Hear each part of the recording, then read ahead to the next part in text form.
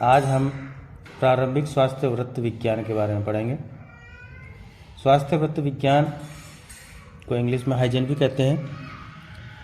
अब स्वास्थ्य वृत्त का परिचय। आयुर्वेद में स्वास्थ्य वृत्त के अंतर्गत देश, काल, ऋतु और प्रकृति के अनुरूप आहार विहार का वर्णन किया गया है। इसके अंदर किया गया है कि हम किस देश में रहते हैं, उस प्रकार से खाना खाएं, किस प्रकार का हम कपड़ा पहने, किस तरह से हम लोग रहें, आचार विचार सारे देश के ऊपर होते हैं। काल के अनुसार, ऋतु के अनुसार और प्रकृति के अनुसार ही हम लोग इसके बारे में अध्ययन करते हैं। हम किस प्रकार का हम आहार विहार आचार विचार का पालन करें ताकि हम लोग स्वस्थ रहें। अच्छा, स्वास्थ्य व्रत का संधि विच्छेद करते हैं। स्वास्थ्य प्लस व्रत होता है। स्वास्थ्य का मतलब होता है निरोगी जीवन और व्रत का मतलब होता है कर्म, अर्थात निरोगी जीवन जीने के लिए जो कर्म करते हैं उसे हम स्वास्थ्य व्रत कहते हैं। अच्छा, स्वास्थ्य व्रत विज्ञान किसे कहता है? जिसके अंतर्गत स्वास्थ्य से संबंधित विषयों का अध्ययन किया जाता है वह स्वास्थ्य व्रत कहलाता है।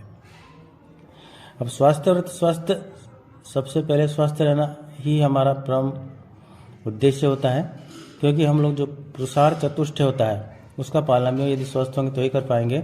यदि हम लोग स्वस्थ नहीं रहे तो हम पुरुषार्थ चतुष्टय का पालन नहीं कर पाते हैं। इसलिए पुरुषार्थ चतुष्टय किसे कहते हैं? पुरुषार्थ चतुष्टय कहते हैं धर्म, अर्थ, काम और मोक्ष। ये पुरुषार्थ चतुष्टय कहे गए हैं।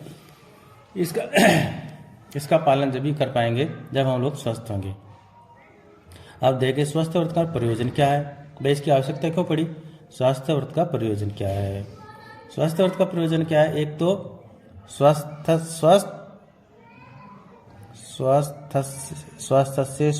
रक्षणम, पहला तो स्वास्थ्य से स्वास्थ्य रक्षण अर्थात स्वस्थ व्यक्तियों के स्वास्थ्य की रक्षा करना।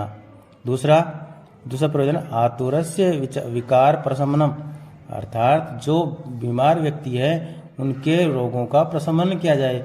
इस प्रकार इसलिए हमारे स्वास्थ्य व्रत का प्रयोजन है। अच्छा, स्वास्थ्य व्रत को अंग्रेजी में हाइजीन कहते हैं। इसका शाब्दिक अर्थ होता है द गॉडेस ऑफ हेल्थ। स्वास्थ्य व्रत यानी हाइजीन की दो शाखाएं होती है, एक तो होता है पब्लिक हेल्थ और एक होता है पर्सनल हाइजीन। पब्लिक हेल्थ कहते हैं जन स्वास्थ्य और होता है व्यक्तिगत स्वास्थ्य। इसका धारणा तथा सफल जीवन से संबंध। Concept of the health and its relation to successful living.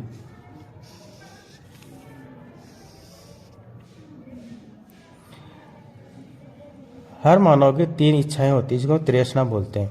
एक क्वेश्चन भी बनता है, तृष्णा कौन कौन सी है? इसमें तृष्णा होती है, 3 प्रकार की इच्छाएं होती है, इसको तृष्णा कहते हैं। प्राणेष्णा यानी अपने प्राणों की रक्षा करना, प्राणेष्णा। धनेष्णा यानी धन की प्राप्ति करना, धनेष्णा।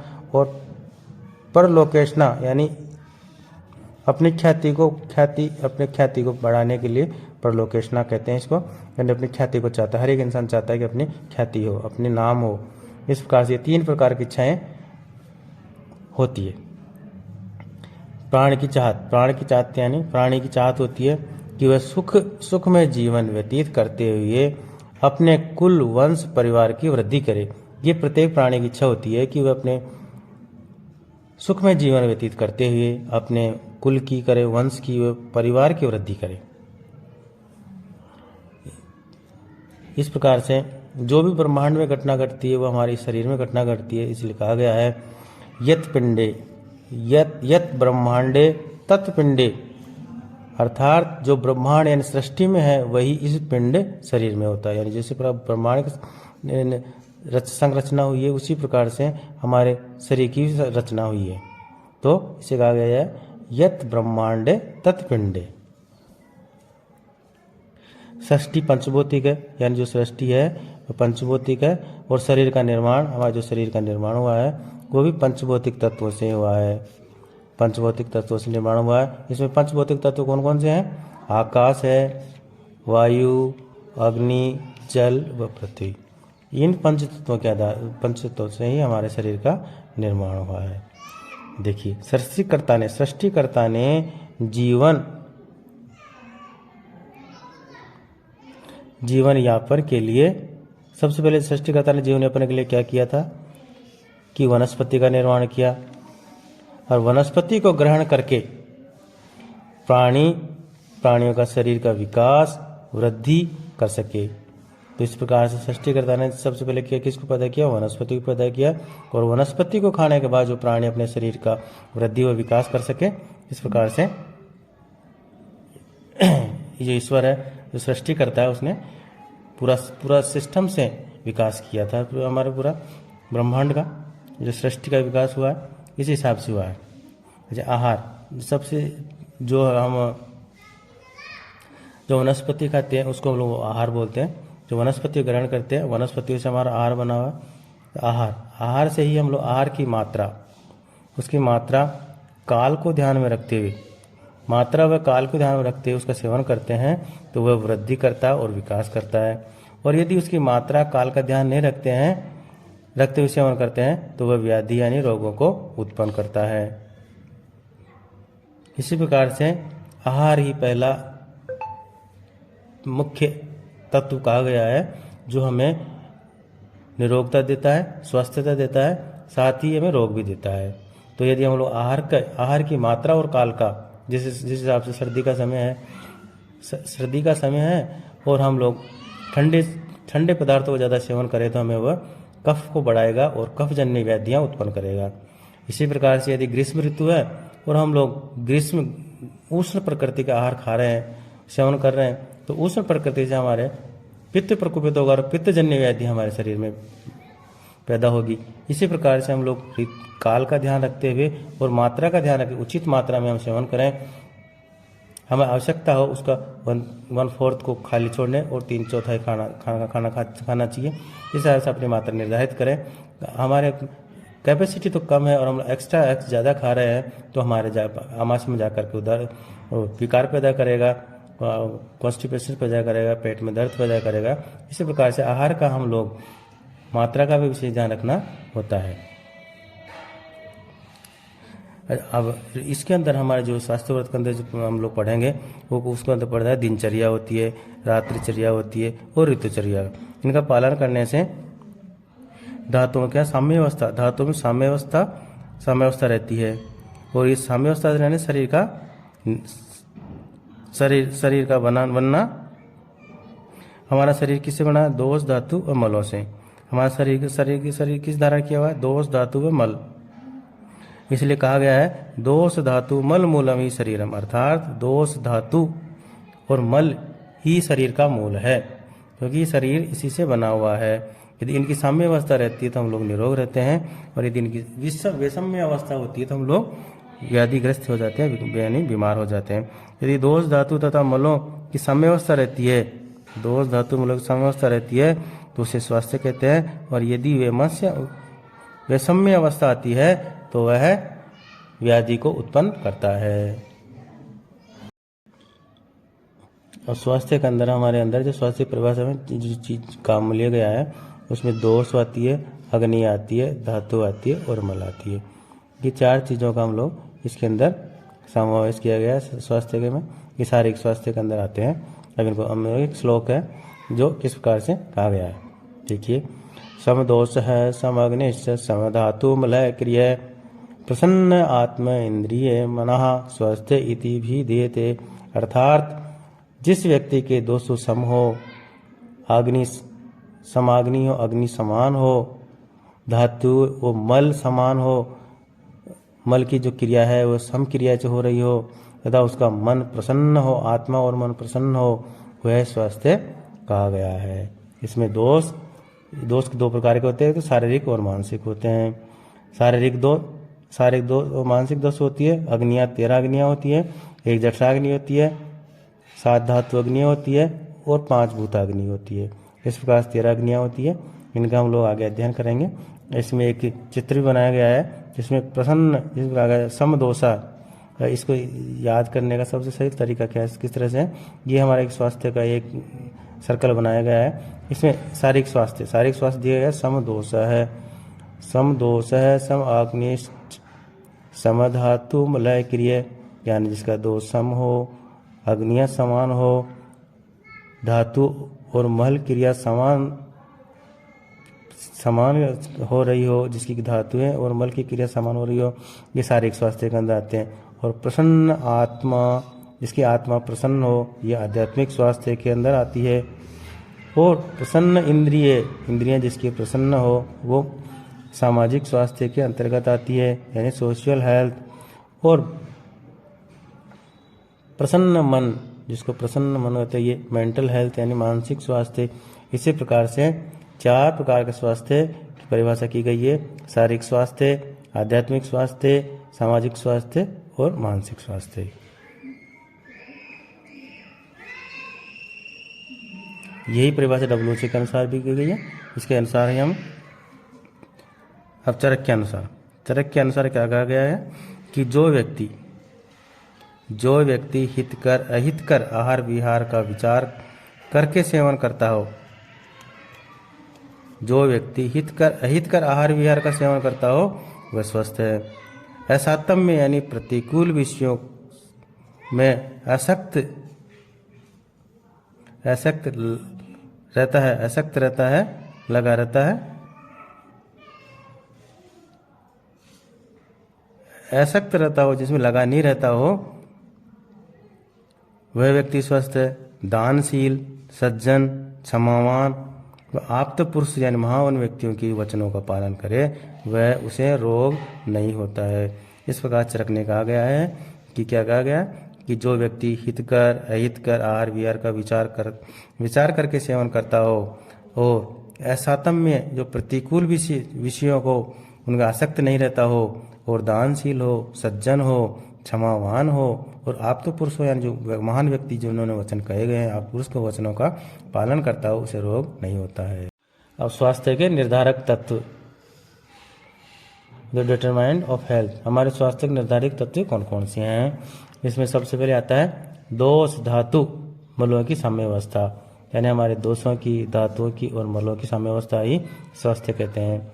जब इसमें दोष धातु और मल साम्यावस्था में होंगे तो वह स्वस्थ व्यक्ति होगा। अच्छा, दोष की परिभाषा की गई है, दूषणात दोष है, अर्थात जो शरीर को दूषित करे उसे दोष कहते हैं। दूषणात दोष है, अर्थात जो शरीर को दूषित करे उसे दोष कहते हैं। धातु की परिभाषा क्या कही गई है? धातु किसे कहते हैं?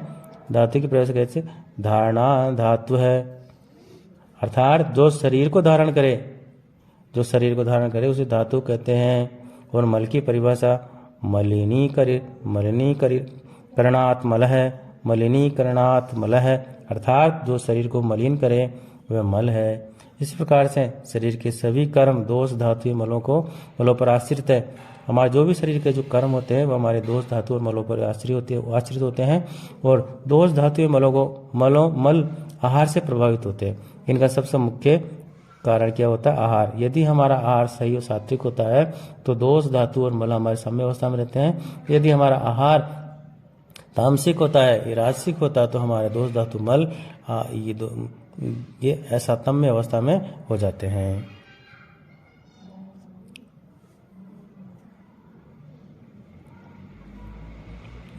आहार से शरीर की वृद्धि होती है। हमारी वृद्धि कहाँ से होती है? आहार से। आहार एक मुख्य तत्व है जिससे हमारे शरीर की वृद्धि होती है और रोग भी उत्पन्न होता है। इसी से ही रोग उत्पन्न होता है, वृद्धि होती है और रोग भी उत्पन्न होता है। यदि हम सातम्य यानी अनुकूल, संतुलित, मनोकूल, यदि हम लोग क्या करें, सातम्य जो हमारे को पचता, सुपाच्य अनुकूल हो, वो संतुलित हो यानी पूरे पोषक तत्वों से युक्त हो, मनोकूल जो हमारे मन के प्रिय आहार ग्रहण करें, तो प्राकृत दोष धातु व मल का निर्माण होकर, इससे क्या होता है? हमारे प्राकृत दोष धातु मलों का निर्माण होता है और शरीर का वर्धन होता है।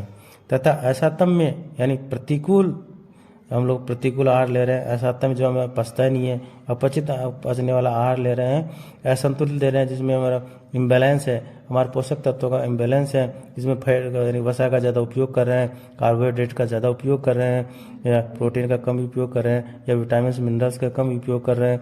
इसी प्रकार से ये मन के प्रतिकूल, जो मन को पसंद नहीं है, वो आहार का हम लोग सेवन कर रहे हैं, किया जाता है, तो वह विकृत दोष धातुओं को विकृत कर देता है और मलों को दोष धातु विकृत मलों का निर्माण होकर रोगों की उत्पत्ति होती है। इससे हमारे रोग की उत्पत्ति होती है। रोग की उत्पत्ति कैसे होती है?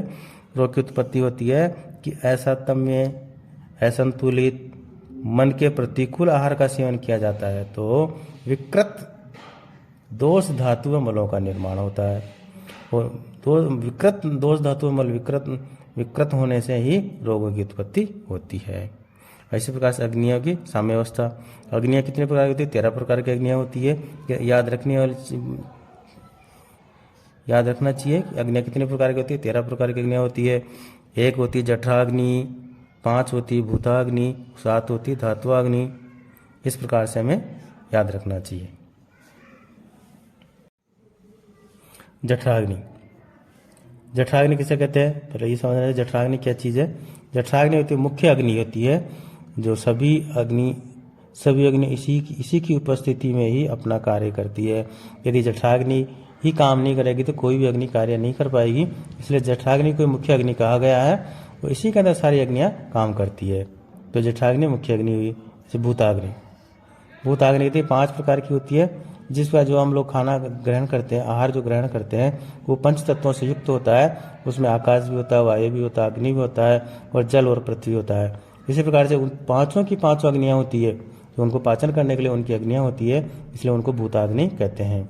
धात्वाग्नि, धात्वाग्नि जो ये हम लोग जो भूताग्नि और जठराग्नि के संयोग से हमारा जो रस बनता है, रसाग्नि से रस बनता, रस रक्ताग्नि से रक्त बनता। इसी प्रकार से ये 7 प्रकार की होती है। ये भी 7 प्रकार की होती है। 7 धातुओं की 7 प्रकार होती है। रस, रक्त, मांस, मेद, अस्थि, मज्जा और शुक्र। इसलिए रसाग्नि हो गया, रक्ताग्नि हो गया, मांसाग्नि होगा, मेधाग्नि होगा, रस, रक्त, मांस, मेद, अस्थि, मज्जा और शुक्र।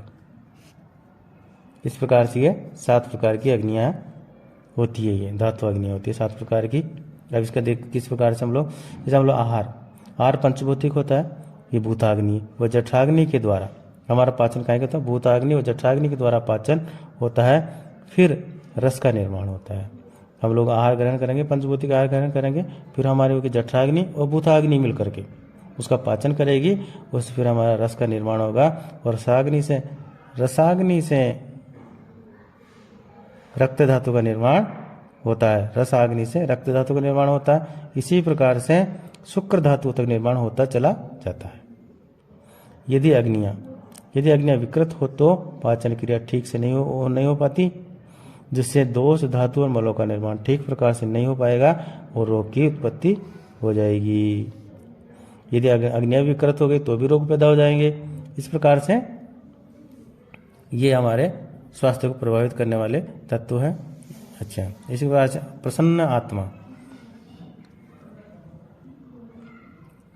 आत्मा को सत्व भी कहा गया है। आत्मा, सत्व, आत्मा और शरीर, ये त्रिदंड कहे गए। त्रिदंड किसन बन सकता है? त्रिदंड किसे कहते हैं? तो कहते हैं सत्व, आत्मा व शरीर को त्रिदंड कहा गया है। शरीर, आत्मा व सत्व कहते हैं मन। शरीर, आत्मा व मन को त्रिदंड कहते हैं। चरक के अनुसार आत्मा के लक्षण या गुण बताए गए हैं। आचार्य चरक ने आत्मा के गुण बताए गए हैं, यानी सत्व के गुण बताए गए हैं। क्या गुण होते हैं? इच्छा करना, इच्छा होती है, किसी चीज़ की इच्छा होती है, मन से होती है, ये इसके गुण बताए गए हैं। द्वेष करना, सुख दुख, प्रलाप करना, चेतना, धृति, बुद्धि, स्मृति, अहंकार, ये गुण साम्य अवस्था में रहते हैं। ये गुण साम्य अवस्था में रहें तो आत्मा प्रसन्न रहती है। यदि ये इच्छा, द्वेष, सुख दुख, प्रत्यक्ष चेतना, धृति, बुद्धि, स्मृति, अहंकार, ये सब साम्य अवस्था में रहे, साम्य अवस्था में रहे तो आत्मा प्रसन्न रहती है।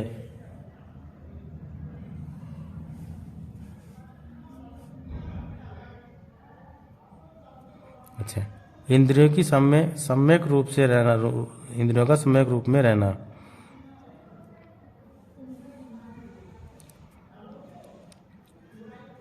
शरीर में 2 प्रकार की इंद्रियां होती है, ये हमें जानना होना चाहिए। इंद्रियां कितने प्रकार की होती है? इंद्रियां 3 प्रकार की होती है, लेकिन 2 मुख्य होती है। एक उभयेंद्रिय होती है, इसलिए उसको मन को कहते हैं उभयेंद्रिय, तो उसको कहते हैं। एक तो ज्ञानेंद्रियां होती है और एक होती है कर्मेंद्रियां। ज्ञानेंद्रियां और कर्मेंद्रियां। ज्ञानेंद्रियां कितनी होती है? ज्ञानेंद्रियां हमारी 5 प्रकार की ज्ञानेंद्रियां होती है।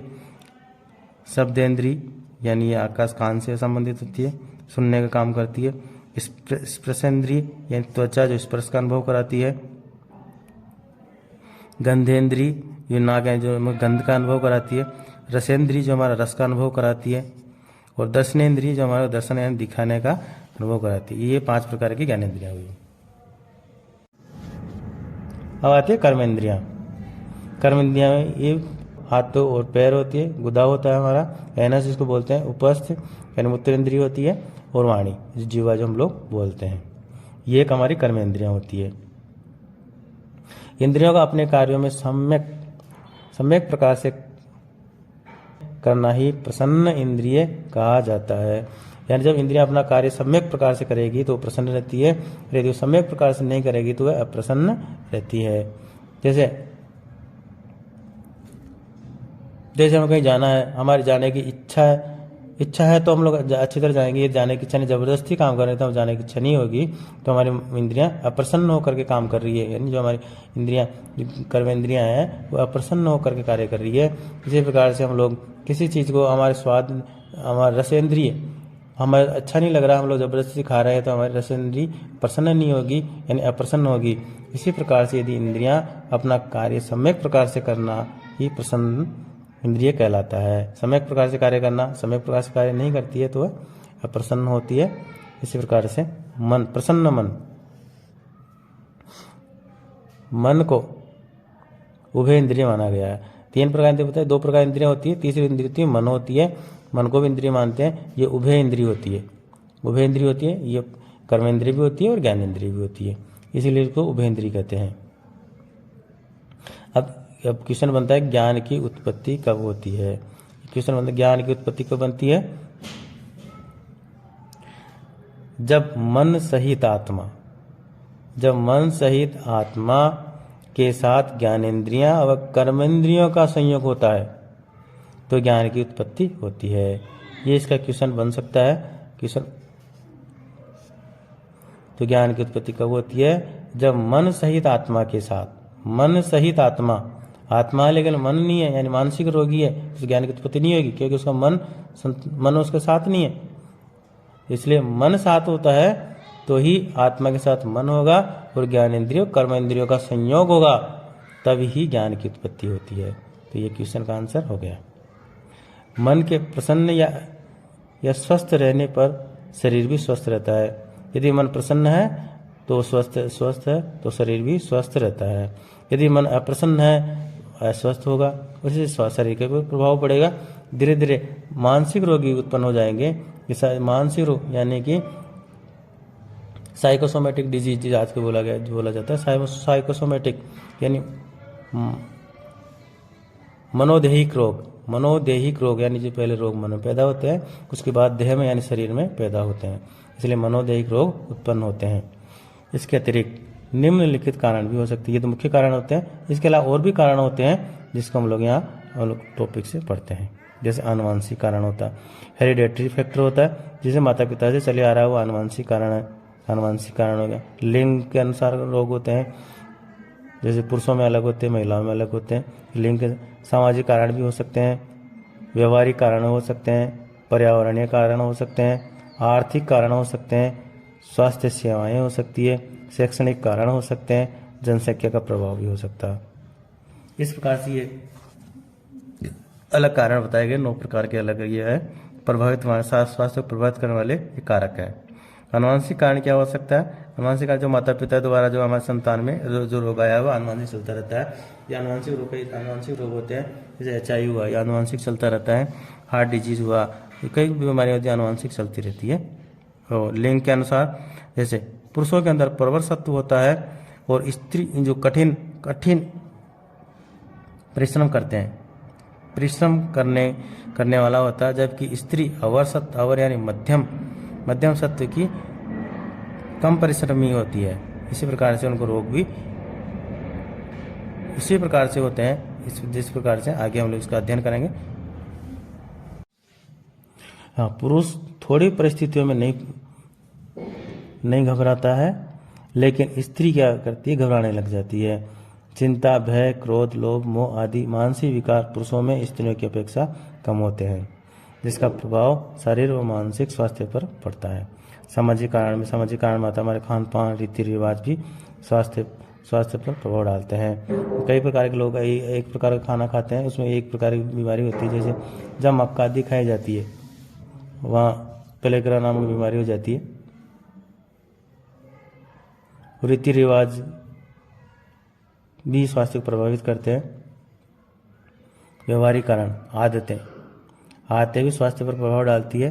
जैसे समय पर खाना नहीं खाना, समय पर नहीं सोना, मधुर रस का अधिक सेवन करना, शराब पीना, ये व्यवहारिक कारण होते हैं। पर्यावरण कारण होता है, जैसे भूमि, 3 प्रकार की भूमियाँ होती है, जांगम, अनूप और साधारण प्रकार की भूमियाँ होती है।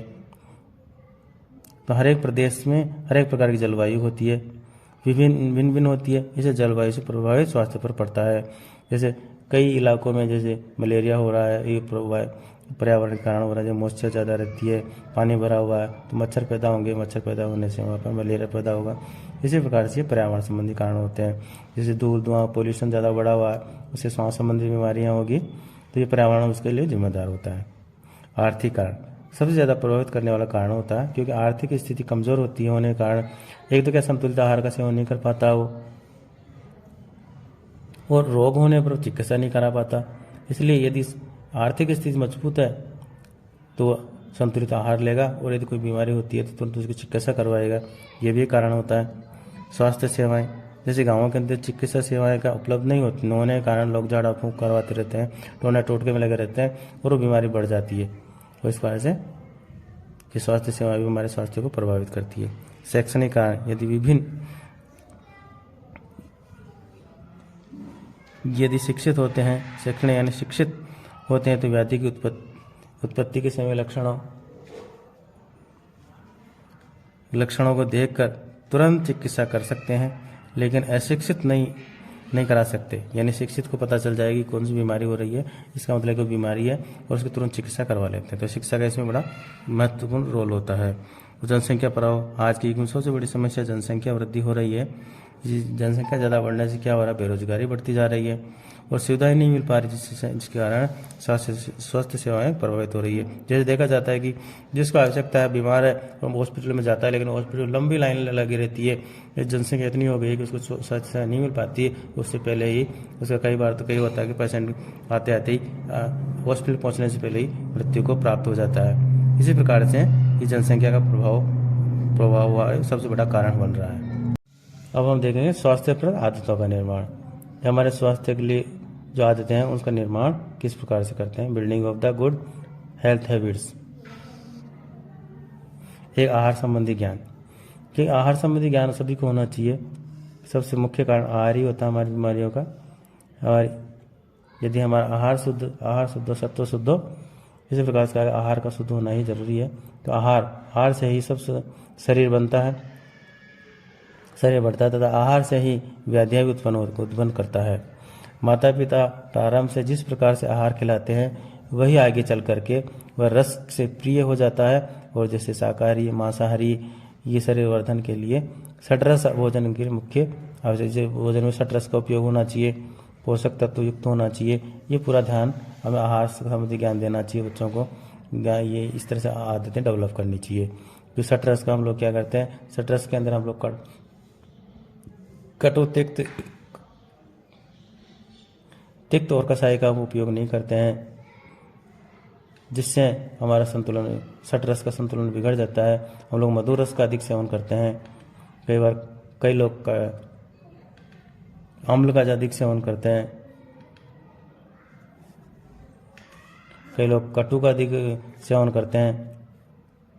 इस प्रकार से हम लोग संतुलन बिगड़ जाता है। तो हमें ये षड्रस का ध्यान रखते हुए हमें भोजन का आहार का ग्रहण करना चाहिए।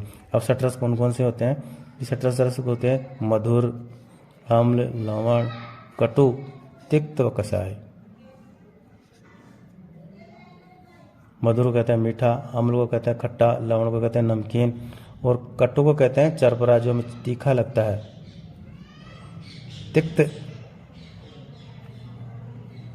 तिक्त होता है कड़वा और कसाई होता है कसेला।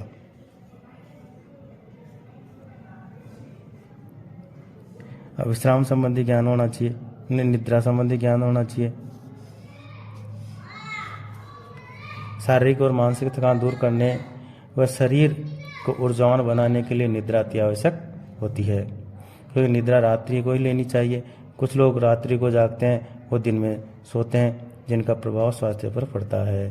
तो हमें निद्रा हमें रात्रि को ही लेनी चाहिए और दिन में निद्रा लेने का अलग महत्व है। दिन में निद्रा कब ले सकते हैं उसका अलग है, आगे बताएंगे हम लोग। दिन में निद्रा लेनी है तो कब ले सकते हैं, लेकिन अधिकतर निद्रा हमें रात्रि को लेनी चाहिए और दिन में कार्य करना चाहिए, ताकि जो हमारे शारीरिक और मानसिक थकान दूर हो। निद्रा संबंधी ज्ञान होना चाहिए, ज्ञान कराना चाहिए बच्चों को। और ब्रह्मचर्य संबंधी ज्ञान। शुक्र को जीवन कहा गया है, यानी शुक्र जो है उसको जीवन कहा गया है। शुक्र से ही बल मिलता है, ऐसा ग्रंथों में लिखा हुआ है कि शुक्र से ही बल मिलता है। अतः गलत आदतों को त्याग कर शुक्र का संरक्षण करना चाहिए। गलत आदतों के कारण व्यक्ति हीन भावना से ग्रस्त हो जाता है। गलत आदतों के कारण क्या होता है, वो हीन भावना से ग्रसित हो जाएगा। हीन भावना से ग्रसित हो जाएगा तो मानसिक रोगी हो जाएगा। इसमें अनेक प्रकार के मानसिक व्याधियाँ उसे ग्रस्त हो जाएगा। मानसिक व्याधियाँ उसे ग्रस्त कर देगी, मानसिक व्याधि धीरे धीरे शारीरिक व्याधियों में बदल जाती है। दिनचर्या। हमारी दिनचर्या किस तरह से होनी चाहिए। प्रातः उठने के बाद दिन भर जो कर्म किए जाते हैं उसे दिनचर्या कहते हैं। तो बच्चों को प्रातः जल्दी उठाने की आदत डालनी चाहिए। ऋतुचर्या। 6 प्रकार की ऋतुएं होती है। जैसे 6 प्रकार ऋतुएं होती है, हमारे हर एक कार्य हम ऋतु के अनुकूल ही करने चाहिए। जैसे ऋतुएं कौन कौन सी होती है, सबसे पहले आती है शिशिर, बसंत, ग्रीष्म, वर्षा, शरद और हेमंत। इस तरह से ये 6 ऋतुएं होती है। जनवरी से फरवरी तक इसको माना जाता है शिशिर ऋतु। बसंत यानी मार्च अप्रैल बसंत। ग्रीष्म अप्रैल मई और जून। वर्षा जुलाई और अगस्त। सितंबर अक्टूबर शरद। नवंबर और दिसंबर हेमंत ऋतु। इस प्रकार से हर 2 महीने में एक ऋतु होती है। तो ये जनवरी से स्टार्ट की गई ऋतु है, इनको याद करना जरूरी है। ये क्रम से याद रहे, यानी शिशिर, बसंत, ग्रीष्म, वर्षा, शरद और हेमंत ऋतु, ये 6 ऋतुएं हैं। और इनके अनुसार हमें ऋतुओं के अनुसार ही हमारी जठराग्नि होती है, इसी का पाचन हम करते हैं। उसी अनुरूप ऋतुओं के अनुसार ही हमें भोजन ग्रहण करना चाहिए। अब आती है रात्रिचर्या। रात्रि यानी रात्रि विश्राम करने के लिए होती है। निद्रा से विश्राम मिलता है। रात्रि काल में सम्यक आहार विहार करना चाहिए। सम्यक आहार विहार करना चाहिए, जिससे अच्छी नींद आती है। हम लोग क्या करते हैं, रात्रि को सोने से पहले गरिष्ठ भोजन कर लेते हैं, जिससे हमें रात को निद्रा नहीं आती, पेट में गैस बनी रहती है। इसलिए हमें सम्यक आहार विहार ही करना चाहिए। इसको ध्यान में रखते हुए हमें निद्रा लेनी चाहिए।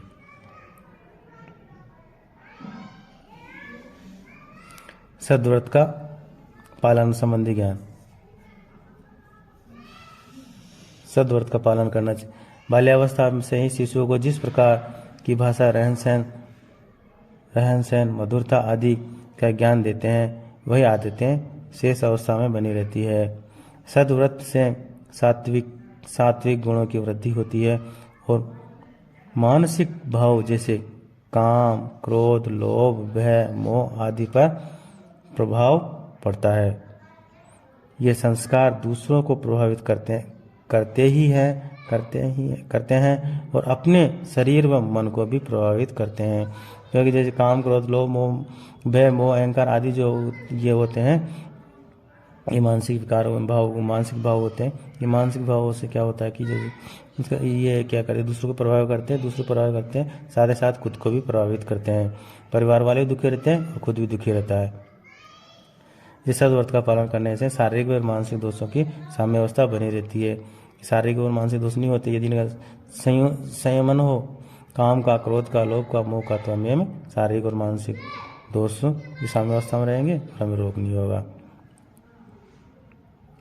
स्वास्थ्य को प्रभावित करने वाले कारक। जो हमारे स्वास्थ्य को प्रभावित करने वाले कारक और कौन से हैं?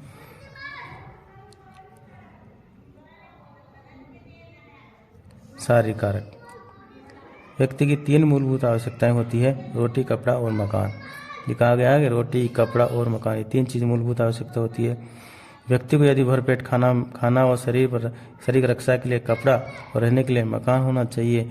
यदि इनसे किसी भी एक का अभाव हो जाए तो हमें स्वास्थ्य को प्रभाव पड़ता है। मानसिक कारण क्या होता है? मानसिक दोषों जैसे रज व तम होते हैं। मानसिक दोष 2 प्रकार के होते हैं, रज और तम 2 प्रकार के मानसिक दोष होते हैं, और शारीरिक दोष 3 प्रकार के होते हैं, जैसे वात, पित्त और कफ।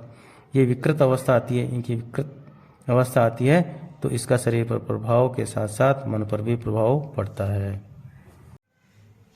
जैसे क्या होता है, हमारे मन में काम, क्रोध, लोभ, मोह, भय, चिंता आदि आ जाती है, और यदि शारीरिक व्याधि उत्पन्न होती है तो मन पर भी प्रभाव पड़ता है, तथा मानसिक व्याधि उत्पन्न होती है तो शरीर पर प्रभाव पड़ता है। यानी शारीरिक व्याधि से मानसिक पर प्रभाव पड़ता है और मानसिक व्याधि से शरीर के ऊपर प्रभाव पड़ता है। इसलिए हमें दोनों का संतुलन बना करके ही रहना चाहिए।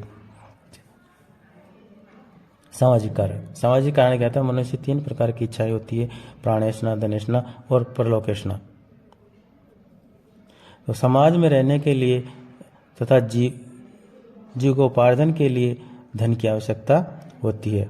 धन से ही भोजन व स्वास्थ्य संरक्षण के उपाय कर सकता है। तो यानी कि सामाजिक स्वास्थ्य के कारण धन एक मुख्य तत्व हुआ सामाजिक स्वास्थ्य के लिए। यानी कि उसके पास धन है तो जीविका उपार्जन कर सकता है, उसका आहार भी ले सकता है और स्वास्थ्य संरक्षण भी कर सकता है। वातावरण के कारण, शुद्ध वातावरण के कारण शुद्ध वायु का प्रकाश व जल भी प्रभावित होते हैं। इनकी शुद्धता के कारण शरीर स्वस्थ बनता है। यदि ये अस्वस्थ होंगे तो हमारे शरीर में भी विकार पैदा हो जाते हैं। अशुद्ध वातावरण के कारण अनेक प्रकार के जीवाणु, विषाणु उत्पन्न होकर के शरीर में व्याधियां ग्रस्त करते हैं। 5वां होता है परिस्थितियों का प्रभाव।